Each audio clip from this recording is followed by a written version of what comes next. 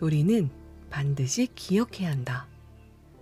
누구나 소원을, 목표를 반드시 이룰 마음에 힘이 있다.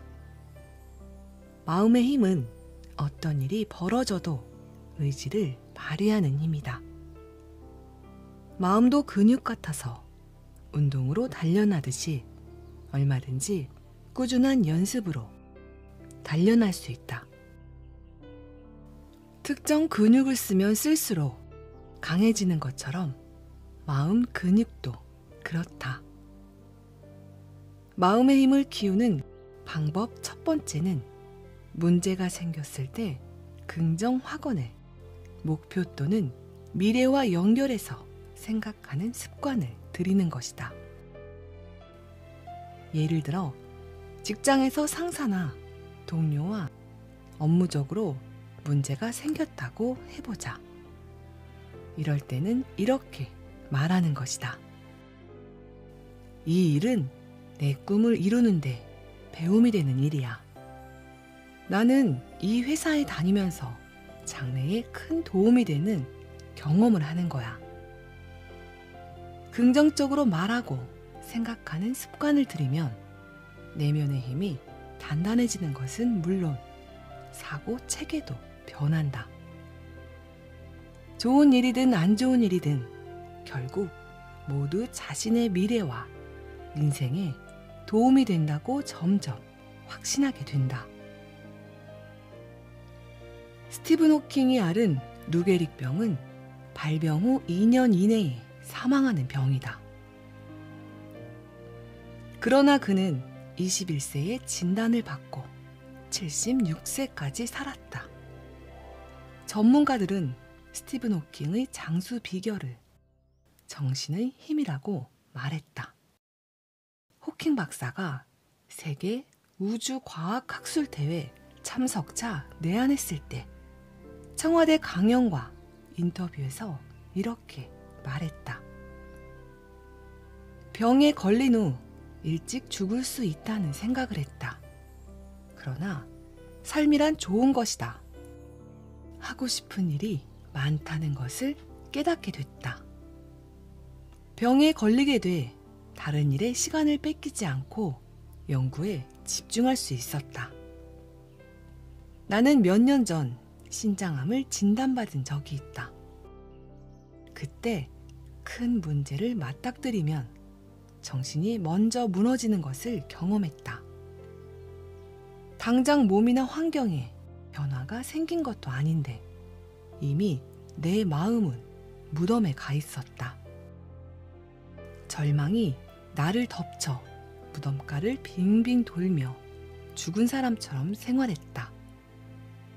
제 검사 후 오진임이 판명되었는데 오진인 것을 알자마자 무덤에서 다시 돌아왔다. 이런 경험을 하고 마음의 힘과 치유와 건강에 관한 책을 무수히 읽었다.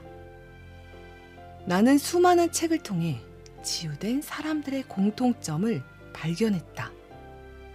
그들은 병이 찾아온 것을 인생의 축복으로 생각했다는 것이다.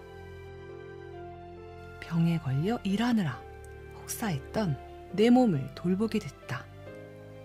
병에 걸려 가족의 소중함을 알게 됐다. 이 병으로 인해 내 인생이 완전히 달라졌다.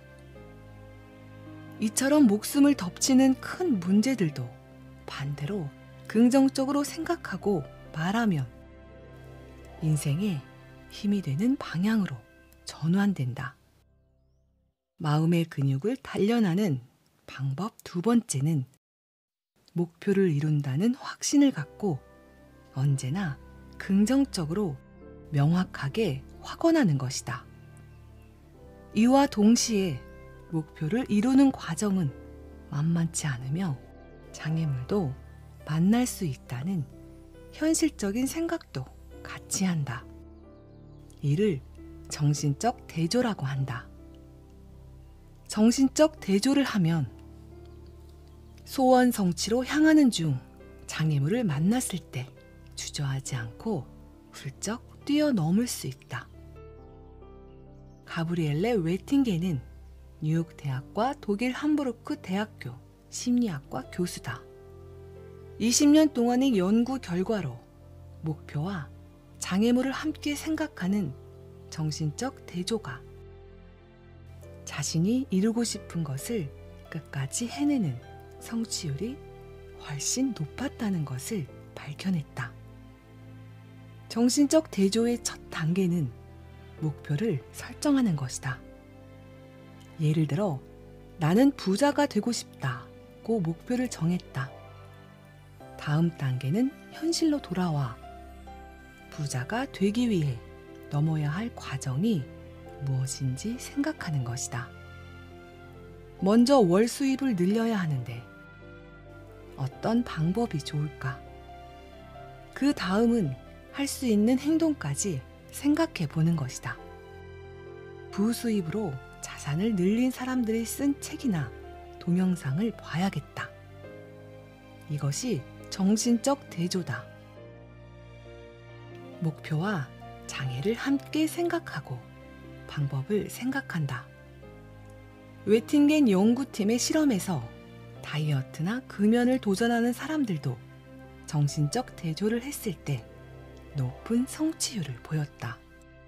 이때 실행 의도는 만약 무엇이면 무조건 무엇한다 구조로 말한다. 만약 월급 외에 부수입을 늘리는 알맞은 방법을 찾으면 무조건 시작한다고 말하는 것이다. 웨팅겐 교수는 이 같은 작업이 미래의 목표와 현실을 연결하는 강력한 힘이라고 말했다. 마음의 근육을 단련하는 세 번째 방법은 어떤 상황에서도 성장하고 있다고 확신하는 것이다. 나는 매일 점점 성장하고 있다고 확언하며 자신이 발전하고 변화하는 존재임을 분명히 믿어야 한다. 모든 인간은 성장하고 변화할 수 있다. 크레이와 하젤후는 자신의 성장을 믿는 그룹과 자신의 능력이 고정됐다고 믿는 그룹을 놓고 실험했다. 두 그룹은 두 사람씩 짝지어 여러 주제에 대해 협상했다. 그 결과 자신의 성장과 변화를 믿는 그룹이 협상에서 승리할 비율이 2배가 높았다.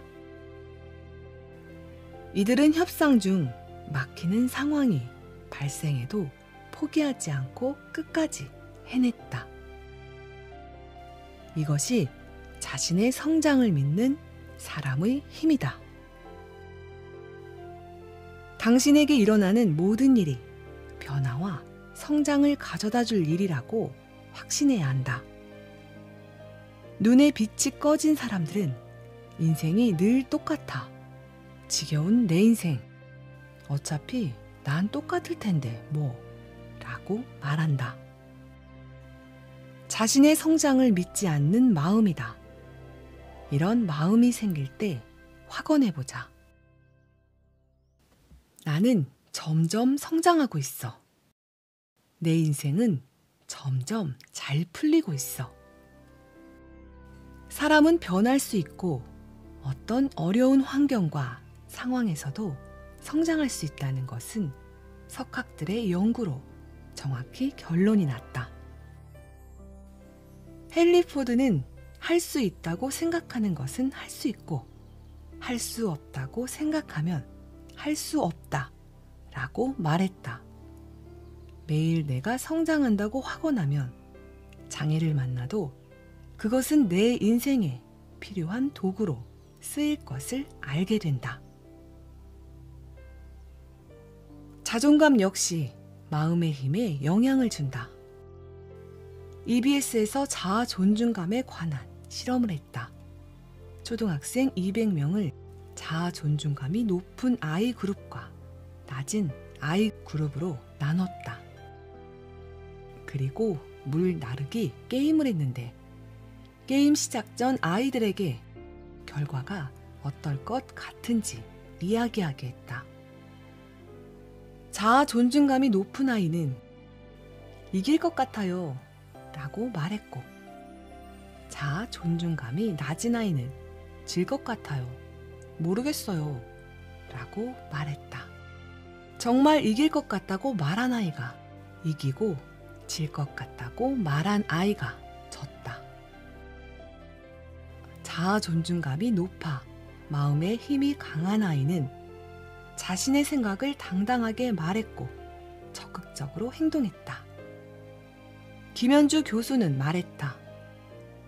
자아 존중감은 역경이나 문제를 잘 극복하며 성공을 이룰 수 있는 요인이 된다. 자아 존중감은 대부분 어릴 때 결정된다. 못난 놈, 넌 왜 그러니? 너 같은 말썽쟁이가 또 있을까? 라고 들으면 사람은 자신을 부정적으로 보게 된다. 이런 말을 들은 경험이 많이 있다면 지금이라도 자기 자신을 긍정적으로 바라보면서 자신을 사랑하게 되는 자기사랑 확언을 해보자. 미래의 나는 자아 존중감이 높아져 있을 것이다. 자신에게 늘 긍정 확언을 하면서 자기 존중감이 올라가면 역경을 극복하는 마음의 힘도 함께 강해진다. 나는 온전하다. 나는 날마다 변한다. 새로운 내가 됐다. 라고 확언하자. 내가 생각하고 말하고 믿는 대로 마음의 힘이 점점 강해지거나 약해진다. 강한 마음의 힘은 소원을 이루는 중 찾아올 장애와 역경을 깜짝 선물로 여길 것이다. 장애는 내가 성장하기 위한 도구고 내 인생에 도움이 되기 때문에 생긴 일임을 알게 될 것이다. 인생에 큰 지혜를 주려고 변장을 하고 찾아온 축복임을 깨닫게 돼 감사할 것이다. 나의 부족한 부분을 가득 채워줄 선물이며 그로 인해 점점 더 온전한 사람으로 변화될 것을 확신할 것이다. 이를 알게 되는 힘이 바로 마음의 힘이다.